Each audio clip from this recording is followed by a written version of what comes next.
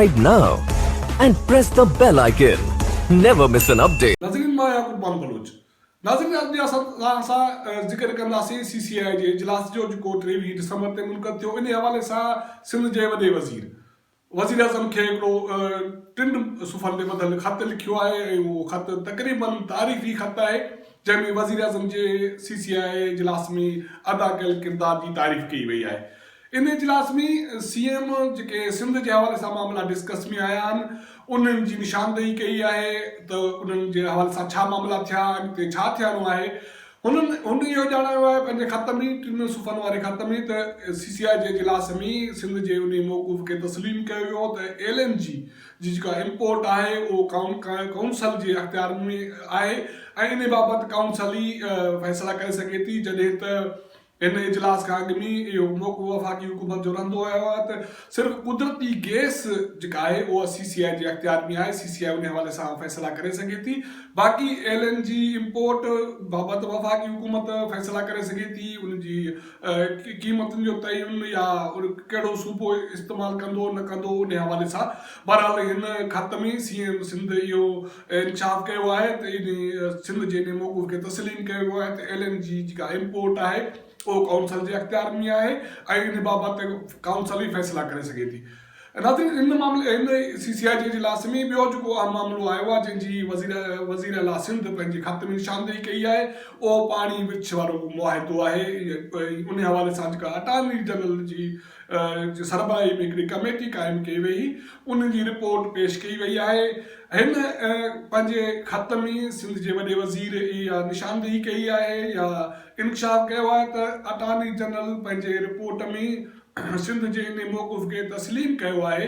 त पाणी मुआहिदे में तारीख़ विर्छ जी का गुंजाइश न आहे ऐं 10 डेली मुताबिक़ पाणी सूबनि में विरहायो वेंदो जंहिंखे CCI जे 91 वारे इजलास में तस्लीम कयो वियो ऐं उन बाबति जेको फ़ैसिलो उहो हतमी थी चुको। CM पंहिंजे ख़त में इहो ॼाणायो आहे त हिन हवाले सां अटॉर्नी जनरल जे जेका रिपोर्ट हुई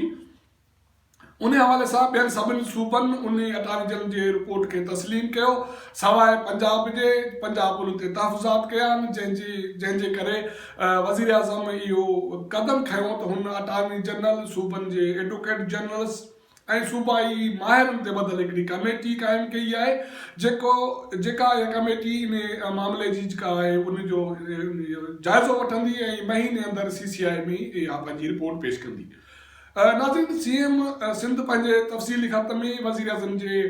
इन किरदार खे बि साराहियो आहे त आइन जे आर्टिकल 158 बाबति जेको सिंध जो मौक़ूफ़ हो उनखे तस्लीम कयो वियो आहे। CM सिंध चवे थो त इन CCI जे इजलास में त सिंध जे इन मौक़ूफ़ खे तस्लीम कयो वियो आहे त जंहिं सूबे में गैस निकिरे थी या कुदरती वसीला मिलनि था त पहिरियां हक़ उन सूबे जो अवाम जो आहे ऐं बाक़ी मुल्क जे शहरनि जो जेको हक़ आहे उहो ॿिए नंबर ते आहे। इन सां गॾोगॾु ॿियो जेको टियों मामिलो आहे उहो आहे त सिहत ऐं पॉपुलेशन जी जेका मनसूबा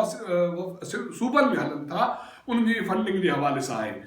नाज़रीन सिंध जो CM इहा निशानदेही करे थो त CCI जे इजलास में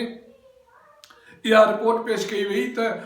सिहत ख़िदमतनि वारे वज़ारत तरफ़ां इहा रिपोर्ट पेश कई वई त वफ़ाक़ी हुकूमत जेके वर्टिकल जेके मनसूबा आहिनि सिहत जा या आबादी जा उन बाबति वफ़ाक़ी हुकूमत फंडिंग न कंदी ऐं उन हवाले सां इहा फंडिंग तक़रीबन जुलाई 2018 खां न करण जी सिफ़ारिश कई वई आहे ऐं इहो मामिलो पहिरियां बि वफ़ाक़ी हुकूमत ऐं सूबनि में गौर हेठि आयो ऐं इन ते तहफ़ुज़ात सूबनि जा रहिया त वर्टिकल जेके मनसूबा आहिनि सिहत जा या आबादी जा माना वर्टिकल मनसूबनि जो मतिलबु आहे त जेके उहे मनसूबा जेके सूबनि में हलनि था या सूबा हलाइनि था उनजी फंडिंग वफ़ाक़ी हुकूमत न कंदी। पर मौजूदा CCI जे इजलास में वज़ीर आज़म इन वज़ारत खे जेका सिहत ख़िदमत वारी वज़ारत आहे उनखे हिदायत कई आहे इन मनसूबनि जे हवाले सां वफ़ाक़ ऐं सूबा गॾिजी कमु कनि त जीअं इन मनसूबनि जे हवाले सां जेको आवाम खे रिलीफ मिली सघे या जेके बीमारियूं आहिनि विचड़ंदड़ बीमारियूं आहिनि उन मूज़ी मर्ज़ आहिनि उन्हनि ते कंट्रोल करे सघिजे। नाज़रीन हिन सॼे CCI वारे इजलास में इन सां गॾोगॾु जेको ॿियो अहम मामिलो आयो आहे उहो जेका एनर्जी पॉलिसी आहे मुतबादिल एनर्जी पॉलिसी या renewable energy policy CM Sindh पंहिंजे ख़त में इहा निशानदेही करे थो त हिन इजलास में जेका रिन्यूएबल जेका पॉलिसी हुई जेका वफ़ाक़ तरफ़ां तयारु कई वई उन ते सिंध बलोचिस्तान ऐं KPK तरफ़ां एतिराज़ कया विया आहिनि ऐं उन इतिराज़नि खे वज़ीर आज़म तस्लीम कयो ऐं उन इहा वज़ारत खे हिदायत कई त जेके सूबनि जा तहफ़ुज़ात आहिनि एनर्जी पॉलिसी जे हवाले सां उहे ख़तमु कया वञनि ऐं इन हवाले सां जेका ड्राफ्ट पॉलिसी आहे उहा तयारु करे कई CCI जे ईंदड़ इजलास में ॾिनी वञे पर इन में इहा बि निशानदेही कई वञे त जेकॾहिं सूबनि जा अञा बि के तहफ़ुज़ात बरक़रार आहिनि त उन्हनि ते डिस्कस कजे ऐं उन्हनि खे हल कजे ऐं उन्हनि जी निशानदेही अलॻि सां ड्राफ्ट में कई वञे त जीअं CCI में इहे मामला अची सघनि। नाज़रीन हिन ख़त में डिघे ख़त में जेके FBR तरफ़ां कटौतियूं आहिनि जेको कंसोलिडेटेड फंड आहे उन में सूबनि जे जेका फंड आहिनि उन में कटौतियुनि जो मामिलो आयो आहे उन बाबति जेको सिंध हुकूमत बलोचिस्तान ऐं उनजी शिकायत कई आहे उन ते तहफ़ुज़ात जो इज़हार कयो आहे। वज़ीर आला सिंध इन हवाले सां वज़ीर आज़म जो जेको किरदारु आहे उन्हनि खे उनजी तारीफ़ कई आहे ऐं इहो ॼाणायो आहे त वज़ीर आज़म इन CCI जे इजलास में नाणे वारे सलाहकार ऐं FBR खे इहा हिदायत कई आहे त कंसोलिडेटेड फंड मां जेके सूबनि जी जेके कटौतियूं कयूं वियूं आहिनि उहे रिफंड कया वञनि ऐं इन हवाले सां सूबनि जे जेके मुस्तक़बिल जे हवाले सां जेके मामला आहिनि उन्हनि खे बि हल कयो वञे। नाज़रीन इहे सभु मामला हुया जेके CCI जे इजलास में